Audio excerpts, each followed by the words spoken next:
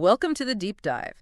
So you've sent over some really fascinating material on a case that just seems to have endless twists, the Karen Reed case, focusing on John O'Keefe's death. It feels like we need to maybe set aside preconceptions here. Absolutely. And our mission for this deep dive is, well, pretty clear.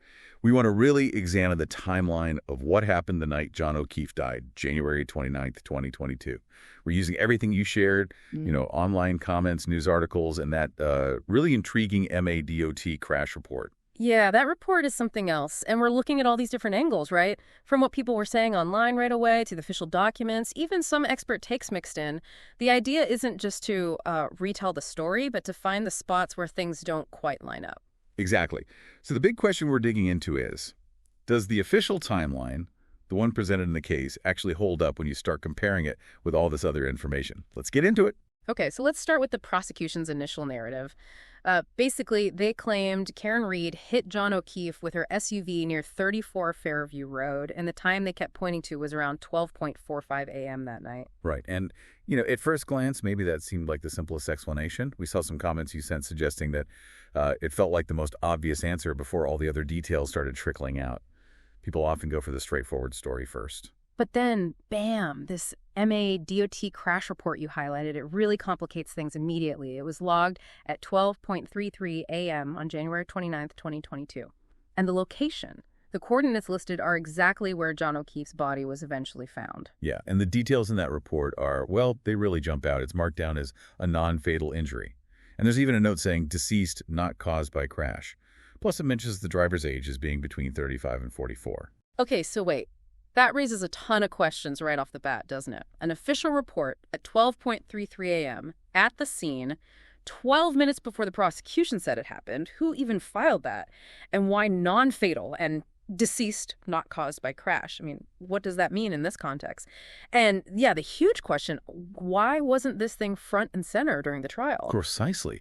This 12:33 a.m. report, documented officially at that specific location, it just immediately challenges that 12:45 a.m. timeline. And it gets even more tangled when you layer in other data points we have. Like the Apple Health data. Exactly. John O'Keefe's device apparently registered some kind of trauma event at 12:32 a.m. So literally 1 minute before this crash report timestamp. Wow. And then just 3 minutes after the crash report, at 12:36 a.m., Karen Reed's phone reportedly connects to the Wi-Fi network at John O'Keefe's house. So let me just get this straight. Potential trauma on his phone at 12:32. An official crash report at the scene at 12:33. And then her phone connects to his home Wi-Fi at 12:36. Meanwhile, the prosecution was saying the incident happened around 12:45. How does that even work? If the crash report relates to John, it creates a huge timing conflict. It really does. I mean, think about it practically. If something involving her vehicle happened at 34 Fairview at 12:33 a.m., could she really have driven from there to John's house in a blizzard, reportedly in an area she didn't know well, and connected to his Wi-Fi just 3 minutes later? That seems incredibly fast. Yeah, and people online in the comments you sent were pointing that out too, saying it seems almost impossible to make that trip and connect Wi-Fi so quickly under those conditions. And didn't the prosecution sort of adjust their timeline later on? Well, recordedly, yes. During closing arguments, it seems they started defining near 12:45 a.m., more like maybe 12:59 a.m. But even if you shift it that early, it still happens before this 12:33 a.m. crash report. It still doesn't quite fit, So those details in the crash report become even more critical. Non-fatal injury. Deceased, not caused by crash. What could that imply about his state at 12:33? Did first responders think he was alive then, or that something else happened? It's confusing. Very confusing.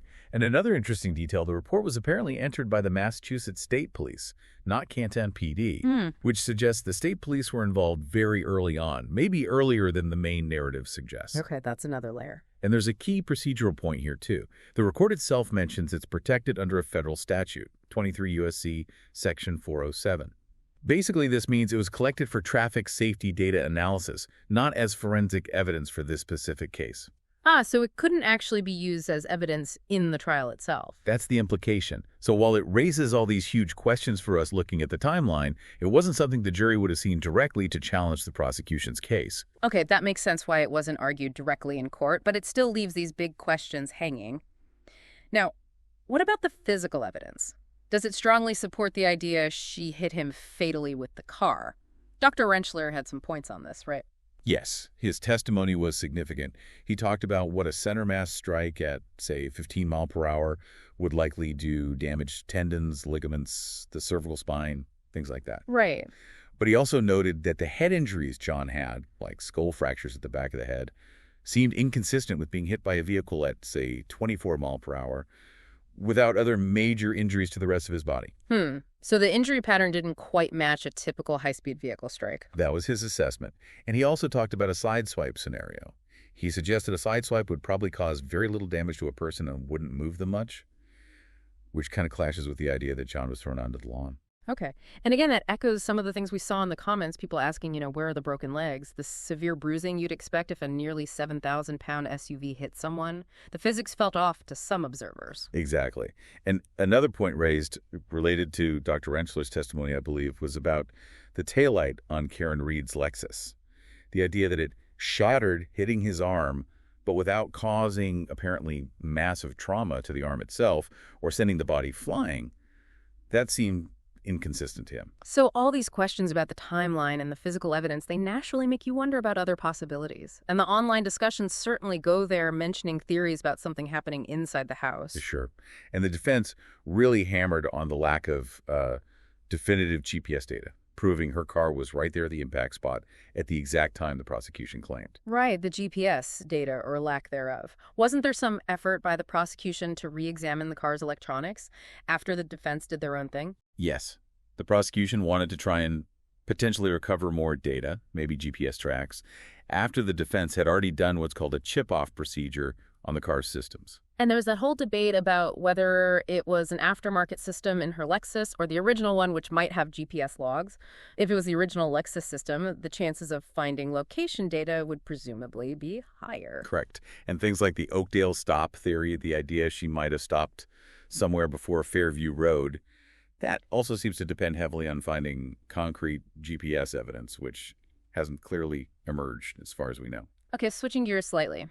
The online comments you shared also get into some pretty serious concerns about the investigation itself.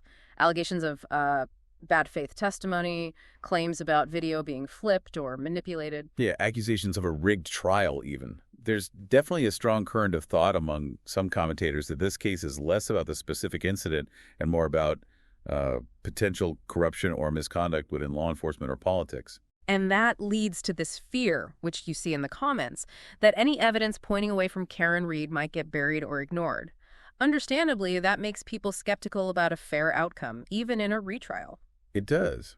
But it's also fair to say not everyone online sees it that way. We also saw comments expressing some hope, maybe thinking that District Attorney Morsey's influence is waning, or that just one juror finding reasonable doubt could change things. And the phone data stuff keeps coming up, too. The whole butt dial testimony, Jennifer McCabe's deleted calls, questions about John O'Keefe's own phone activity after he was found.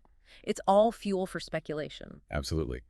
And you also flagged the detail about the lead investigator, Michael Proctor, and a key witness, Matthew McCabe, apparently attending a golf tournament together. Things like that inevitably raise questions about impartiality for some observers. Okay, so wrapping this up, it feels like the biggest takeaway from this deep dive is just how many inconsistencies and, frankly, unanswered questions there are around the timeline. That 12.33 a.m. DOT report is just, it's huge. It directly conflicts with the prosecution's initial story.